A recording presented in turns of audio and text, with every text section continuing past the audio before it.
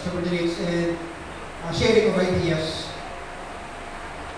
Sharing of, ay ano na pili mong leadership? Sharing of ideas. Seek, define, enthusiastically. Enthusiastic ang isang. Okay, sino na? Si Patanaw. Okay, next. Okay. Ano na pipili mo dyan? Number ano? Gusto mong bumalik? Wala, okay na. Next. Copy-paste mo lang. Copy-paste. Okay, anong number? Number? Leadership is defined by results. Defined by results. Kasi once na leader, pag ano, yung leader dapat, hindi pakabigay ng instruction, pababayaan yung tao na yun. So dapat, nandun pa rin yung tao na para pagdating ng result, sabay-sabay sila. Hindi yung pag ang result maganda, kasama yung leader. Hindi maganda ang result, iiwas yung leader. So, hindi dapat gano'n yan. So dapat sa leader, kasama mo rin, the leader must equip with enough knowledge sa trabaho ginagawa. Para maganda lalo ang result namin. Okay, ganda na sinabi niya. Palapakan natin sa Patanaw, ha? Okay, sabi niya, pag maganda daw yung result, maganda na, based on sa ground, di ba? Sa ground. Pag maganda, naku, kasama yan na sa awards and commendation. Pag negative, pag may bulilyaso, like for example, yung mama sa pano, di ba? Yung mama sa pano, mission accomplished, di ba? Kaya nga may text message, Mike, ano ba yun? Mike Bingo. Ibig sabihin, complete yung mission nila.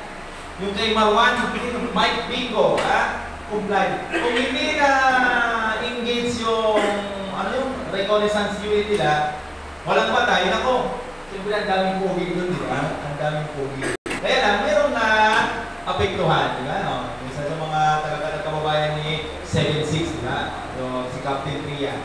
Pero kung successful yun, ang daming pogi talaga yun. Ang daming pogi. Pero ngayon, tingnan mo, mayroong failure. Successful nga, pero may casualty, di ba? Wala nang lumabas na pogi, di ba? Puro nagtalo. Okay? Ano yung sinasabi ni Patanaw? Okay, Morcoso. Candidate number 30. Okay, na-adjust na natin, di ba? Okay, ito yung pagkita lang. Pili na natin yung remaining 40 and 26. Okay. Gusto mong ibalik? Okay na yan. Ibalik na rin ba? Ibalik na rin daw. Picture nyo muna, ha? Ano number?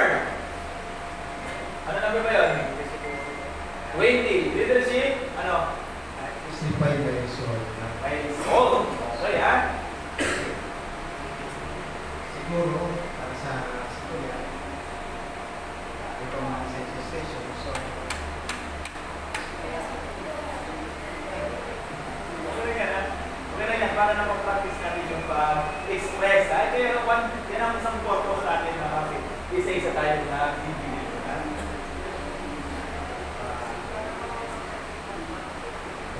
pagdating natin sa station, kailangan natin ipakita sa tao natin na marunong din sila. Meron din tayo. Okay, wala pa natin si Boss, ha? Sabi niya, pagdating sa station, dapat nag-alam talaga. Kasi yung ginagawa natin, pag naghawa ka ng tao, hindi ka marunong mag-monobar, hindi ka marunong mag-left and right, anong ituturo mo sa elements, di ba? Kaya dito pa lang, yung tinatawag na sa principle of leadership, know yourself, and seek self-improvement. Tingnan mo kung saan ka mahina, kailangan i-develop mo yun.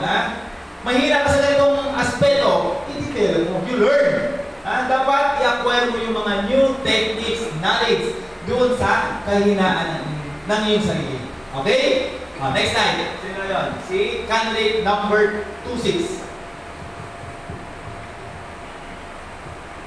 Anong number, Yan. Sino ang napili mo dyan? Gusto mong ibalik o okay na yan? Kahit saan. Yan ang mga sagot, di ba? Kahit saan. Pwede yan, di ba? Ganun ang commander, di ba? Ganun ang pag-strabing. Number 20. Leadership is not an called position or title. In fact, it is about the action you take and the example you set for others. Yes, Ang pagiging leader is, hindi po ikaw ay isang leader. ikaw na lagi ang masusunod. Yes. Dapat yung ability mo is yung kumbaga lampas sa title mo. Hindi yung chief ka nga, tinatawanan ka naman ng subordinates mo kasi hindi ka marunong. Yes. Kaya dapat, pag gumawa ka ng tao, isipin na marunong ka magdala ng tao, marunong ka sa trabaho, hindi yung pinagtatawanan ka na kasi hindi ka naman marunong. Thank you very much. Dapat commensurate. Kung ikaw may rangong police lieutenant, dapat commensurate yung capability mo, yung abilidad mo. Pagkataon mo, talo ka pa ng patrolman pagdating sa decision making, di ba? Yes, napakaganda yung sagot ni 26 na yun, Dapat, kaya nga mayroon tayong tinatawag, learn today, and lead tomorrow. Okay, next, post 4-0. The last but not the least, si Tate. Okay, ano bang napipili mo yan? Exacto yun eh. Walang fail for... Tapos na ito mabasa para Ano number? Really answer. Ayun sa 22. 22. Sige, basa. Leadership is also an ability to set goals, inspire, motivate, and show others to produce desired results. So, sagot sir, ang leadership, yung nakakalitin nyo sa amin, nasa uso ka. Tapos, dapat pa-establish ng ibang, yung mga tao. Tapos, mag-motivate mo sila na kung makapaniwala mo sila na ang resulta kaya nasa kagaling na. Kaya kapag iusan sila na ibuto, kung di mo gusto mong ipagigil sa ila. Okay, wala pa natin sa tatay na. Sabi niya, dapat ma-motivate para ma-inspire man sila kung anong dapat nilang gawin. Para naka-align. Kasi pag nagtrabaho dapat naka-align. Every time na gumagawa tayo, naka-align dapat dun sa rules and regulations.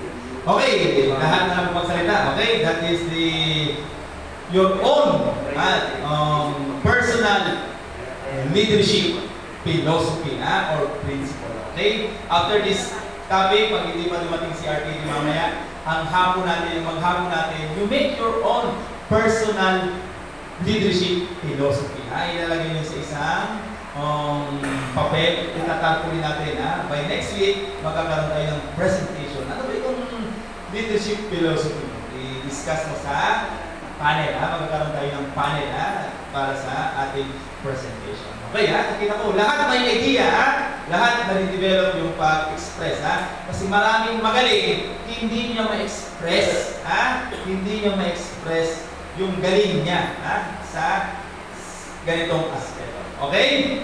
Punta na tayo sa tinatawag na Leadership.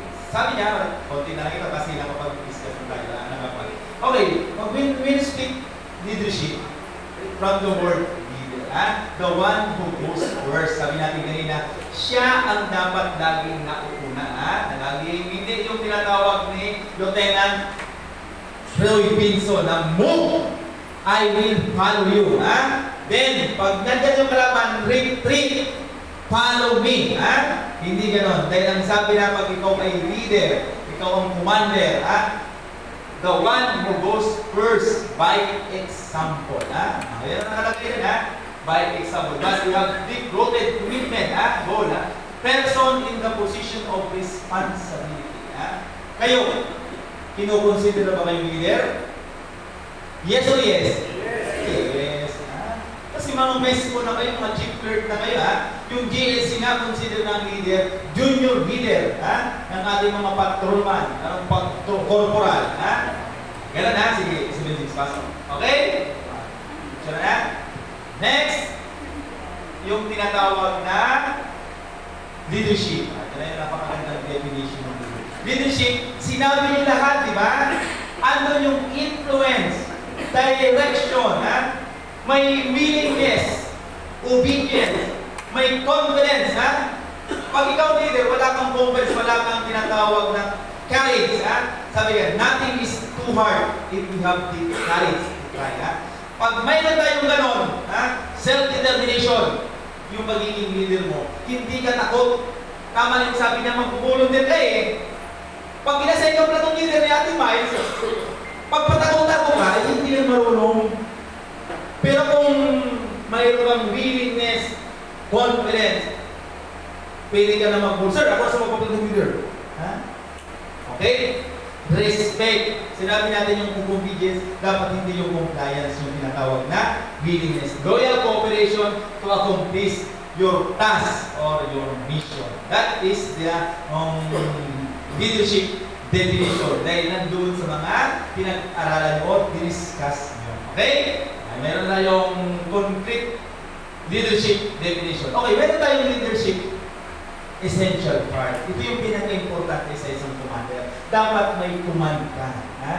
May authority ka. Baka pag command mo, pasulong ka. Wala na yun na. Gakuma.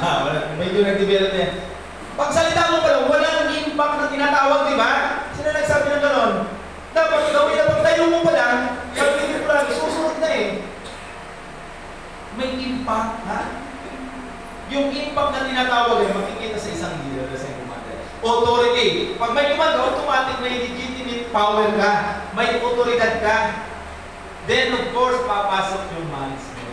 Pag inisa-isa mo yan, makikita mo yan, nandyan yung authority of the leader, ha? Who is in charge, ha? Nandyan yung legitimate power ng isang commander, ha? Nandyan yung tinatawag ng management, process of leadership, andyan yung planning. Pag commander ka, marunong ka ba? Ano? Plano, organize, coordinating, directing, and controlling. Yan ang pinaka-important. Kaya yung tatlo na yan, huwag yung kakalimutan na. Una-una, dapat mayroon ka, may command. Pag may command ka, may authority ka. Pag you are giving a command, may autoridad ka. Pag may autoridad, mayroon ka dapat proseso na magplano. Ha? Although pag commander ka, dapat mayroon tinatawag ng delegative, di ba? Mayroon tinatawag na persuasive. Ano ba yung piling suggestion mo? Code 6, 3.7, Rebel Boy. Ano bang recommendation mo dito? Ano ba yung comment nyo? Pag may mga parang commander, di ba? May mga parang commander eh. What is your recommendation? What is your action? Ano ba yung pwede mong gawin natin dito? Kasi pag ganun types of leadership mo, styles of leadership mo, marami kang matututunan sa tao. Pero kung ikaw lang nagsusunod, ay wala. You're disorganized. Okay? Okay, pasok tayo sa leadership principle. We have 11 principle of leadership. This principle of leadership, hindi lang ito nasa POI. This is the guide, this is the direct order, coming from the national headquarters. Makikita natin dito, di ba? Pinapalagay yung tinatawag na leadership principle sa lahat ng training school. Dapat alam yan ng isang mandatory courses. The GLC, the SLC, and the OCC. Nakalagay, kaya kung lahat ng training school, meron nakalagay na principle of leadership. But sa atin, nasa POI na yan. Okay. Sabi, ang principle, pag gumawa na kayo ng principle, or my leadership, or my personal leadership philosophy, dapat mayroon tayong, ito yung tinatawag na guidelines, appropriate action, para magkaroon ng magandang pag-exercise ng command, authority, and tinatawag na management. Okay? Next. Okay? Okay. Number 1. Sige, sino mag-explain ito? Sige nga. Volunteer. Number 1 is know yourself and seek self-improvement. Tama yung sinabi ni Tabago. Sino nagsabi kanina yun, ha? Kailangan, si Kusi, ha? Kailangan, alam mo yun. Kung saan, kasi pagtatawanan ka talaga ng tao mo, pag hindi ka marunong in front of yung elements, ano ba naman ito siya? Nagtinyinti pa, di ba? Bakit nagtinyinti ka pa? Yung kapabilidad mo, dahil naman ang patulma, gusto niyo pag marinig ng gano'n, di ba? Yung doon hindi naman nagsasalita kasi violation, di ba? Okay? Sino naman kapag-discuss ito? Volunteer. Ang ibig sabihin ito, based on the definition, sige, volunteer. Nangitan, anong ibig sabihin ito? Know yourself and seek self-improvement. Okay? Evaluate yourself. Evaluate yourself. Evaluate yourself and understand who you are, your values and priorities. Meaning, as a leader, kailangan marunong kami kaalaman ka sa lahat i-advance sa mga subordinate. So, kailangan mo silang ipakita na narito sa iyong katayuan na may alam ka para sa iyo. Dapat advance daw, sabi nila nila. Advance, ha? Kaya na ito, kung saan yung weaknesses mo, papasok, di ba? Dapat i-improve natin as a commander, as a leader. Okay? Naintindihan yung number 1, ha? Seek, know yourself. Manalamin ka muna sa akin, ha? Ano ba, speaking Spanish ba ako? O tayo ko? Baka daw silingan ako, di ba? Kasi mag-arap mo sa tao, i-promotion mo ba naman yan? Shabby ka eh. Hindi. Pag tayo shabby, ikaw nga sa shabby, hindi ba? Ikaw nga sa hindi nag-aahin ng bigote. Hindi dapat, hindi na mag-aahin ng bigote. Okay? Next. Ang Ate Bilal, anong ibig sabihin yan? Be technically and tactically proficient.